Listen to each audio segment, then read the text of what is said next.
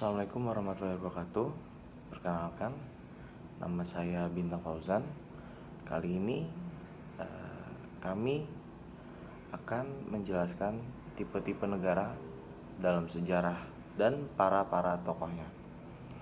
Kami beranggotakan 4 orang. Yang pertama itu saya sendiri. Nama saya Bintang Fauzan.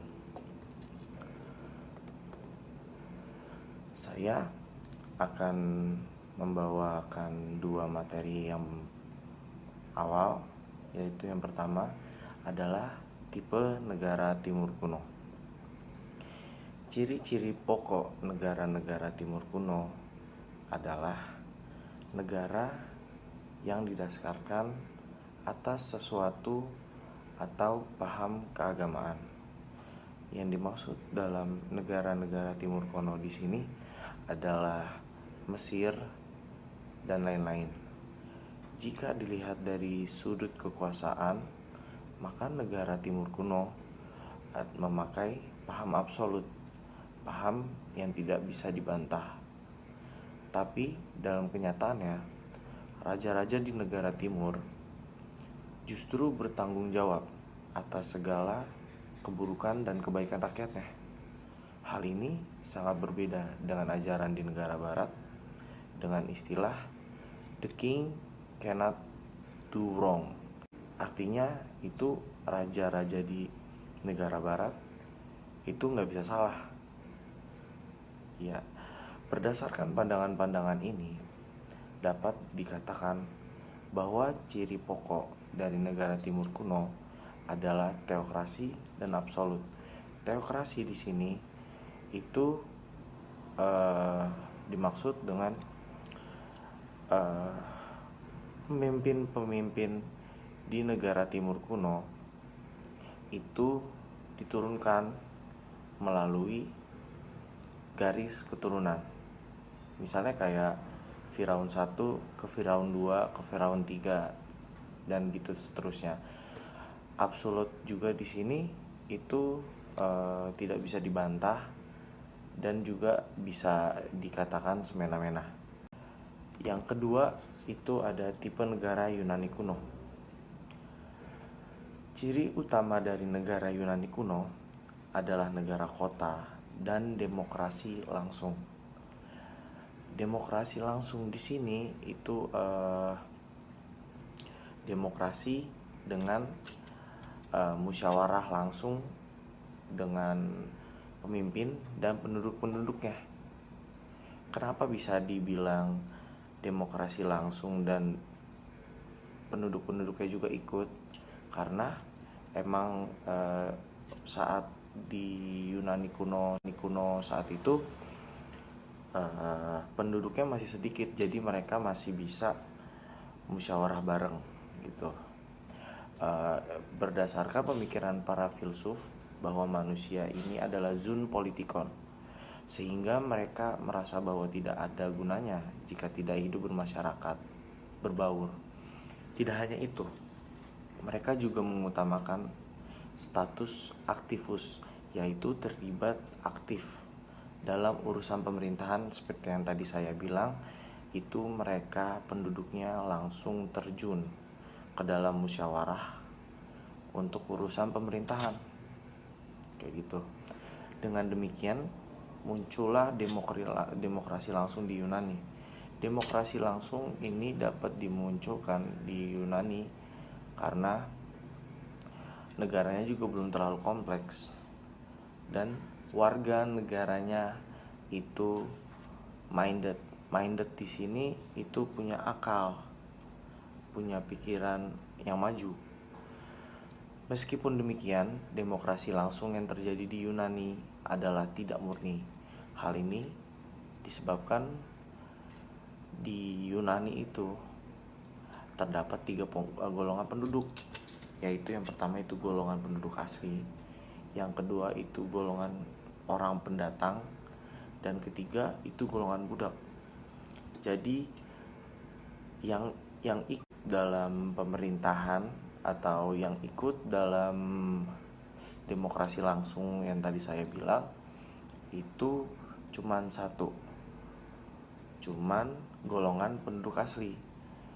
Karena golongan pendatang dan golongan budak bukanlah merupakan subjek hukum di negara Yunani kuno saat itu yang punya hak buat demokrasi langsung. Ya, sekian dari saya, akan dilanjutkan oleh teman saya. Terima kasih. Wassalamualaikum warahmatullahi wabarakatuh. Di Romawi. Pemikirannya yang paling terkenal ialah siklus teori. Menurutnya, bentuk negara atau pemerintahan merupakan akibat dari bentuk negara yang telah mendahuluinya. Maka negara yang akan datang diprakarsai oleh negara saat ini. Lalu ada tokoh yang kedua ialah Cicero. Negara menurut Cicero adalah suatu keharusan dan harus didasarkan pada rasio manusia. Pemikirannya tidak jauh berbeda dengan Kamus Tua. Bentuk negara paling ideal menurut Cicero adalah monarki, aristokrasi, dan republik. Lalu Cicero juga berpendapat mengenai hukum, yang mana menurutnya hukum yang baik adalah hukum yang didasarkan pada rasio manusia, yang berkiblat pada asas hukum kodrat, yang dimana hukum adalah satu-satunya alat untuk mengikat dalam negara dan keadilan hanya diperuntukkan dalam pencarian terus-menerus. Dalam hukum alam ini tidak dapat dipisahkan antara moral dan keadilan. Lalu ada tokoh yang ketiga, yaitu Lucius Annus Seneca. Adalah seorang filsuf stoik, negarawan, dan penulis drama Romawi pada zaman perak sastra Latin. Dia merupakan penasihat dari Kaisar Nero. Ayahnya, Seneca Tua, adalah saudara Galileo. Karya-karya Seneca termasuk selusin risalah filsafat, 124 surat yang membahas isu moral, 9 drama tragedi, dan sebuah satir. Seneca merupakan salah satu dari sekian filsuf Romawi yang terkenal pada zamannya. Assalamualaikum warahmatullahi wabarakatuh. Perkenalkan, nama saya Abdul Aziz Nasution. Saya dari kelompok 5. Saya akan membahas tentang tipe-tipe abad pertengahan dan para tokoh-tokoh abad pertengahan.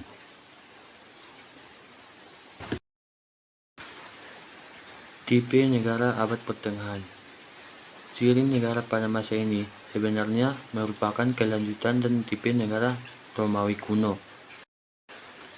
Pada zaman ini dikenal pula hukum perdata dan diterima sebagai dasar-dasar bernegara pada abad pertengahan. Secara garis besar, ciri-ciri negara pada abad pertengahan adalah dualisme, yaitu adanya perlawanan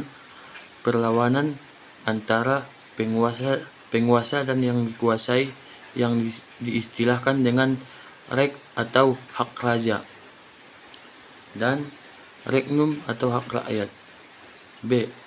Feodalisme, yaitu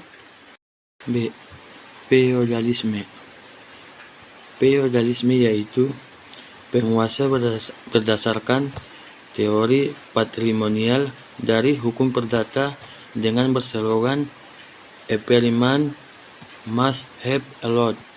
C. Perlawanan antara gereja-gereja dan negara yang kemudian melahirkan teori teokritis dan teori sekularisme, yaitu pemerintahan yang meliputi urusan keagamaan dan kenegaraan. Pada teori kenegaraan, abad pertengahan ini dijumpai dua aliran, yaitu A. Ajaran yang merupakan lanjutan dari absolutisme Romawi kuno yang dibawakan oleh Machiavelli dalam bidang politik. Kemudian dilanjutkan dengan bidang yuridis oleh Jean Bodin mengenai teori kedaulatan. B. Ajaran kaum monarchomachen yang berdasarkan teori kedaulatan rakyat sebelum dibeokan menjadi absolutisme melalui Lex Regian Ulpianus. Tokoh-tokoh di abad pertengahan. 1. Marco Polo. Marco Polo adalah pedagang dan penjelajah asal Venice, Italia yang melakukan perjalanan dari Eropa ke Cina.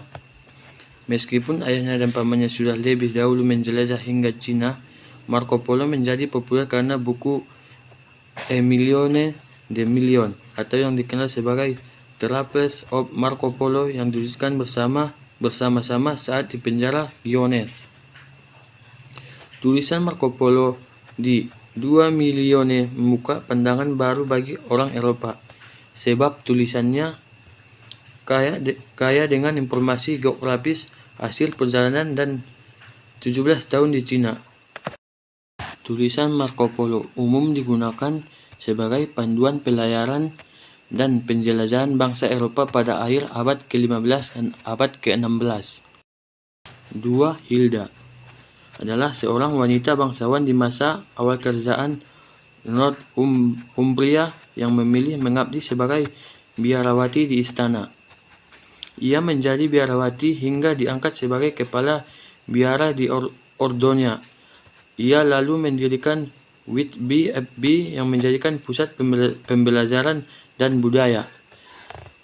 Di samping menjadi biarawati, Hilda juga dikenal dengan nasihat dan dorongan bagi orang sekitar. Salah satunya yaitu pada Caedmon, gembala yang kelak menulis puisi tertua yang masih ada dalam bahasa Inggris kuno. Ketiga, Desiderius Erasmus. Erasmus adalah cendekia dan humanis asal Belanda yang merupakan editor pertama New Testament dan tokoh penting dalam literatur klasik dan patristik. Erasmus menggunakan metode filologi rintisan humanis Italia yang membantu dasar historical atau critical studi masa lalu, terutama lewat studinya terkait New Testament. Baik, selanjutnya saya akan membahas tentang tipe negara masa Renaissance.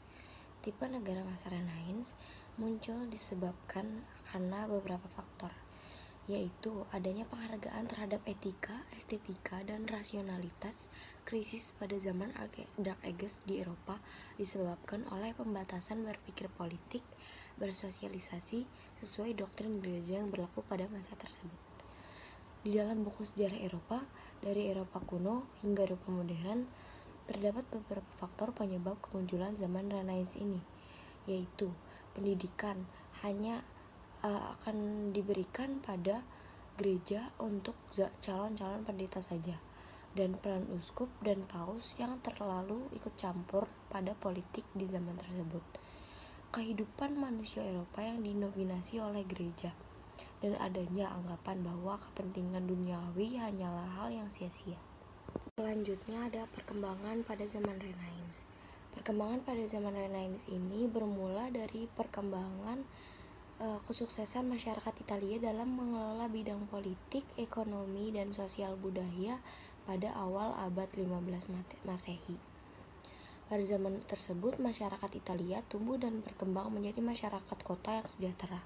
Kesejahteraan masyarakat Italia menyebabkan munculnya duniawi yang mengedepankan rasionalitas.